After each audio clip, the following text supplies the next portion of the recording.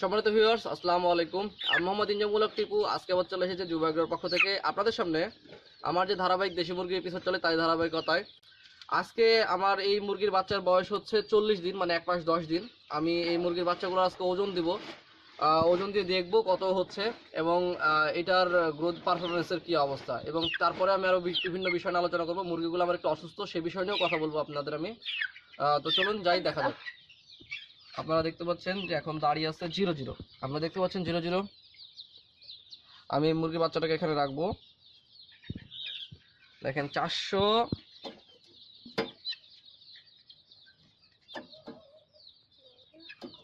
দাঁড়া বস, 428 গ্রাম। আমি এই মুরগিটাই কিন্তু বাচ্চাটাকে কিন্তু গত দিনে কিন্তু মাপ দিয়েছিলাম 30 দিনের দিনে, তখন কিন্তু এটার ওজন ছিল 300 গ্রাম প্লাস, এখন কিন্তু 400 গ্রাম প্লাস। এটার কিন্তু পেটে এক ফোঁটাও খাবার নাই, এটা দেখেন এক ফোঁটাও খাবার নাই এটার পেটে। কারণ হচ্ছে আমার এই মুরগিগুলো একটু অসুস্থ, একটু ঝিমঝিম করতেছে। আমি গতদিন ভিডিও বানাইছি, তো এই মুরগিগুলা হচ্ছে আপনার একটু প্রবলেম হয়েছে, তো এর জন্য খাওয়া দাওয়া নাই, একটু অসুস্থ হয়ে পড়ছে, এর জন্য খাওয়া দাওয়া কমে যাচ্ছে। আরও অনেক ভালো গ্রোথ আসতো। হঠাৎ যে অসুখটা হয়েছে সেটা আপনাদের আমি ভিডিও বানাই দিচ্ছি। আবহাওয়া সিজন চেঞ্জ হচ্ছে, এটার জন্য হঠাৎ ঠান্ডা গরমের জন্য এই মুরগির বাচ্চাগুলোর আপনার হচ্ছে ঠান্ডা লেগে গেছে। এটা দিয়ে খুব প্রবলেমের মধ্যে আছি। বাট তারপরেও আমি আপনাদের ওজন মেপে দেখানোর কথা ছিল, তো আজকে ওজন মেপে দেখাইলাম। আমি আরও কয়েকটা মুরগির বাচ্চার ওজন মাপবো। এই দেখেন, এটা একটা মুরগি, এটার ওজনটা দেখা যাক। এটা 400 গ্রাম। দেখুন, এটা হয়তো আরও ভালো গ্রোথ আসতো। এটার গ্রোথটা আসতো আপনার প্রায় আমার যেটা আনুমানিক 450 গ্রাম 500 গ্রাম গ্রোথ আসার কথা, কিন্তু হঠাৎ করে আমার এই একটা প্রবলেম হওয়ার কারণে এই গ্রোথটা কমে গেছে। আমি কিন্তু এটা সম্পূর্ণটা এক্সপেরিমেন্ট আছে। 370, এক ফোঁটা পেটে খাবার নাই। এটা খাওয়ায় কিন্তু ওজন দিলে আরও অনেক ভালো ওজন হতো। তারপর আমি না খাওয়াই আপনাদের ওজন দিতেছি। সবসময় ওজন দিলে আপনারা খাওয়ায় ওজন দেবেন বিকালবেলা। আমি সকালবেলা একদম ভোরে ওজন দিতেছি আপনাদের। সারা রাত ছিল। তো আমার যে আরও একটা বাচ্চা নিয়ে আসলো ভাই, ধরে আছে। আমার যে ফার্মের যে গ্রোথ পারফরমেন্স ছিল এটা কিন্তু খুবই ভালো, কিন্তু হঠাৎ করে এই প্রবলেমটা হওয়ার জন্য আমার গ্রোথটা অনেক কমে যাচ্ছে। আপনারা জানেন যে আমার এটা এক্সপেরিমেন্টাল ফার্ম, আমি এখান থেকে দেখতে চাচ্ছি কী অবস্থা, এই বাচ্চাগুলোর ওজনটা কতটুকু নিয়ে আসা যায়, আসলেও কি এটা বাণিজ্যিকভাবে সফলতা নিয়ে আসা যাবে কিনা ঠিকভাবে টেক কেয়ার করলে। আমার কাছে মনে হয় যে আমার এই বাচ্চাগুলোর গ্রোথ পারফরমেন্সের দুইটা জিনিস খুবই জরুরি ছিল। একটা হচ্ছে ফার্স্ট অফ আমার বাচ্চাগুলোর হ্যাচিং, মানে ইনকিউবেটর কিংবা ডিম ফোটানো। তো আমার যে স্বল্প খরচের ইনকিউবেটর মেশিন আছে সেটাতে খুব ভালো বাচ্চা ফুটে, 90% প্লাস পর্যন্ত হ্যাচিং পাইছি আমি নিজেই, এবং সারা বাংলাদেশে 100% পর্যন্ত হ্যাচিং আছে। আমার ইউটিউব চ্যানেলে দেখলেই বুঝতে পারবেন। এবং বাচ্চাগুলোর নাভিগুলো খুব সুন্দর শুকায়, এবং বাচ্চাগুলোর গ্রোথ মানে অসাধারণ, আপনারা দেখতেই পাচ্ছেন অসাধারণ। তো বাচ্চাগুলা এইটা হচ্ছে একটা বিষয়। আর ব্রুডিংয়ের সময় আমি একটু ভিন্ন পদ্ধতিতে ব্রুডিং করেছি। সবাই যে সনাতন পদ্ধতিতে ব্রুডিং করে সেটা আলাদাভাবে আমি হিটটা ঠিক মতো রাখছি। আমার আসলে হিট পারফরমেন্সটাই মেন বিষয় ছিল। এটা কিন্তু একটা মুরগিটা দেখি 346 গ্রাম, এক ফোঁটাও পেটে খাবার নাই, তারপরেও এটার এই ওজন আসছে। এটা একটা মোরগ, দেখি মোরগটার ওজনটা। এটা 426 গ্রাম। এটা তো আমার ব্রুডিংয়ের সময় আমি একটা কন্ট্রোলারটা ইউজ করছিলাম ওখানে টেম্পারেচার ঠিক রাখার জন্য, এবং আমি ব্রুডিংটা করছিলাম একটু আলাদা করে। আমার ব্রুডিংয়ের ভিডিওটা দেখে নেবেন। 0% মৃত্যু হয় বাচ্চা ব্রুডিং, বাচ্চাও মারা গেছিল না তখন। পাশাপাশি হচ্ছে আমার মুরগিগুলোও অনেক সতেজ ছিল। কিন্তু হঠাৎ এই প্রবলেমটা হওয়ার জন্য আমার দুই পিস বাচ্চা মারা গেছে এই ব্যাচ থেকে। যাই হোক, আমি এখন প্রবলেমটা কিওর করার চেষ্টা করতেছি। যদি কাটায় উঠতে পারে ইনশাল্লাহ একটা ভালো কিছু আপনাদের দিতে পারবো। তো চলো এক কাজ করি, আমি আজকে আপনাদের আমার ইনকিউবেটর এবং এই ব্রুডিং সিস্টেমটা দেখাই। আমি কীভাবে করছি। যে এখানে আমার কিছু অসুস্থ মুরগি রাখা আছে, দেখেন ওই ব্যাচেরই হঠাৎ করে অসুস্থ হয়ে পড়ছে।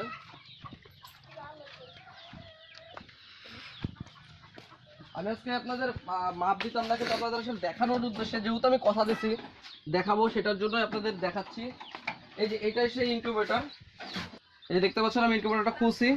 আপনারা দেখেন যে ভিতরে ডিম দেওয়া আছে আমার খামারের ডিম এগুলা, এবং এই যেখানে একটা এসটিসি মেশিন সাদা ঘড়ির মতো এই মেশিনটা, এবং এই যে আলো জ্বলে গেল অটোমেটিক আপনার টেম্পারেচার কন্ট্রোল করতেছে, আলো জ্বলে যাচ্ছে, এবং অটোমেটিক আবার কারেন্ট আলোর প্রয়োজন না হলে অটোমেটিক আবার বাল্ব অফ করে দিবে। এই যে প্লেন সিটের রাউন্ড দিয়ে খুবই ইজিলি একটা ইনকিউবেটর বানাইছিলাম। এই ইনকিউবেটরের দাম হচ্ছে 4200, মানে সম্পূর্ণ খরচ পড়ে 4250 টাকা। আর এইচটিসি বাদে যদি আপনি নেন তাহলে পড়ে 3500 টাকা। তবে আমার মনে হয় বডি আপনারা বানাই নিয়ে এই বডিটা প্লেন সিটের বডি নেটের জালিয়া প্লাগটার বডি বানাইলে শুধু একটা কন্ট্রোলার একটা এইচটিসি মেশিন হলে আপনি খুব ইজিলি ইনকিউবেটরটা বানাইতে পারবেন। একটা কন্ট্রোলারের দাম হচ্ছে এক পিস 1800 টাকা, 2 পিস 3000 টাকা। সেক্ষেত্রে আপনি একটা কন্ট্রোলার কিন্তু ইনকিউবেটর ইউজ করতে পারেন। একটা কন্ট্রোলার দেখেন আমি কিন্তু ব্রুডিং এ ইউজ করছি, এই যে কন্ট্রোলার একটা ব্রুডিং ইউজ করছি, এই ব্রুডিং এ কিন্তু ইউজ করতে পারবেন। এইভাবে করলে কিন্তু আপনারা একটা ভালো রেজাল্ট পাবেন। আমি যেটা পাচ্ছি বর্তমানে আমি আপনাদের সচক্ষে দেখাচ্ছি, দেখেন জিনিসগুলো। এবং এই ইনকিউবেটর কন্ট্রোল করা কিন্তু খুবই ইজি। আপনি হাত দিয়ে ডিমটা নড়াই দিতে হবে 3 থেকে 4 বার। টার্ন করাটা খুব সহজ, যেভাবে টার্ন করে দিলেই হয়ে গেল। এখানে ক্রস জিরো লেভেলিং করা আছে। এই নিয়ে এখন আর বকবক করতেছি না, আমার ডিটেলস ভিডিও ইউটিউবে দেওয়া আছে, আপনারা এখান থেকে দেখে নেবেন। যুব এগ্রো লিখে সার্চ দিলে আমার সব ভিডিও চলে আসবে। তো এই হচ্ছে ইনকিউবেটর পারফরমেন্স। এটার আপনার আমি বললাম আমি পার্সোনালি 90% হ্যাচিং রেট পর্যন্ত পাইছি, 90++ও পাইছি। কিন্তু অনেকজন সারা বাংলাদেশে দেখেন আমার ভিডিও আছে, সারা বাংলাদেশে আমি বিভিন্ন জায়গায় গেছি, গিয়ে দেখে আসি। সব জায়গায় যাওয়া সম্ভব হয় নাই। 100% পর্যন্ত হ্যাচিং আছে, যেটা অভাবনীয়, আমি নিজেও ভাবতে পারি নাই। তো তারপরে ওই যে এখানে হচ্ছে ব্রুডিংটা দেখেন, ব্রুডিংয়ে আমি ব্রুডিংয়ের লাইটগুলো জ্বালাচ্ছি। আমার ব্রুডিংয়ে বাচ্চা নাই, আমার আরেকটা হচ্ছে ইয়াতে আছে, আমার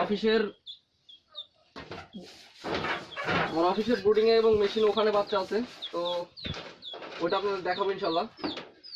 যাই হোক, এই বাল্বটা কেটে গেছে, আমি দেখাচ্ছি। আমার যেহেতু জানাই, এই যে এখানে দেখেন একটা বাল্ব আমি কন্ট্রোলারের সাথে দিছি, দিয়ে এই যে কন্ট্রোলারের সেন্সর কেবলটা আমি এই বরাবর এখানে দিয়ে দেই। তাহলে কি হয়, আমার টেম্পারেচার আপ হওয়ার কোনো সুযোগ নাই, ডাউন হওয়ার কোনো সুযোগ নাই। ডাউন হয়ে গেলে বাল্ব চালু হয়ে যাবে। এখানে আরেকটা বাল্ব দেওয়া আছে এইভাবে, এক সাইডে গ্যাপ, যেন হচ্ছে আমার বাচ্চাগুলোর হিট প্রয়োজন হলে বাল্বের নিচে আসে এবং হিট দরকার না হলে এদিকে চলে আসে। এই সিস্টেমগুলো আমার কাছে মনে হয়েছে যে আমার সফলতার একটা খুব বড় একটা বিষয়। আমি চাইছিলাম যে 60 দিনের একটা ব্যাচে আমি 60 দিনে 700 গ্রাম প্লাস আমি একটা ওজন নিয়ে এসে তারপরে আপনাদের দেখাবো যে একটা কিভাবে আমি করছিলাম। তো আমি তার ভিতরে একটু বলে দিলাম, কারণ অনেকেই প্রশ্ন করতেছে যে ভাই আপনার কাছে সবচেয়ে ভালো কি মনে হয়েছে, যেখানে আপনার এই রেজাল্টের জন্য ভালো কি মনে হয়েছে। আমি আপনাদের ছোট্ট একটা টপিক বলে দিলাম। তো চাইলে আপনারা সেই ইনকিউবেটর কিংবা কন্ট্রোলার আমার কাছ থেকে নিতে পারেন। আমি এটা নিয়ে দেখেন আমার ডিটেলস ভিডিও আছে। আমি কিন্তু এটা আসলে বিক্রি করার মূল উদ্দেশ্য না, এটা হচ্ছে আপনাদের সার্ভিস দেওয়া। আমি যেমন অ্যাজ ইউজুয়াল আপনাদের সব কিছু সার্ভিস দিতেছি বলতে গেলে চলে, আপনাদেরকে দেখানোর উদ্দেশ্যে। আমি কিন্তু এখন পর্যন্ত এখান থেকে এক পিস মুরগির বাচ্চাও বিক্রি করি নাই, কারণ আমি যতক্ষণ পর্যন্ত সাকসেস না হতে পারবো ততক্ষণ পর্যন্ত বিক্রির কোনো যুক্তিই নাই। আমি আপনাদের দেখাচ্ছি, দেখানোর উদ্দেশ্যে, এক্সপেরিমেন্টাল উদ্দেশ্যে আমার কিন্তু মুরগিগুলো রাখছি। এবং গতদিন আমি আমার এই যে বড় মুরগির যে প্রবলেমগুলো হয়েছিল, সেই বড় মুরগির প্রবলেম এই যে দেখেন, আমার বড় মুরগির পাতলা পায়খানা ছিল এবং অনেক প্রবলেমের মধ্যে ছিলাম। আমি ওষুধ দিয়েছিলাম, সেই ওষুধের ভিডিও দেওয়া আছে, কী কী ইউজ করছিলাম। এখন দেখেন এটার মলগুলো দেখেন শুকনো হয়ে আসছে এবং প্রবলেমটা আশা করা যায় কিওর হয়ে গেছে, সমাধান হয়ে গেছে। কী কী ডোজ চলতেছে এদের কিন্তু এখনও সেই ডোজ চলতেছে। আপনারা আমার আগের ভিডিও দেখে নেবেন কী সমস্যা হচ্ছিল। কিন্তু এখান থেকে মারা গেছিলো, আমার মারা যাওয়ার পরে এক পিস মারা গেছিলো, পরেও কিভাবে আমি আবার এগুলো কিওর করছি, এগুলো লোকাল এলাকা থেকে নিয়ে আসছি, নিয়ে এসে কীভাবে পালন করতেছি, কীভাবে পালন পদ্ধতি সব কিছু আমার এভরিথিং ইউটিউবে আমার ভিডিও দেওয়া আছে, আপনারা দেখে নেবেন।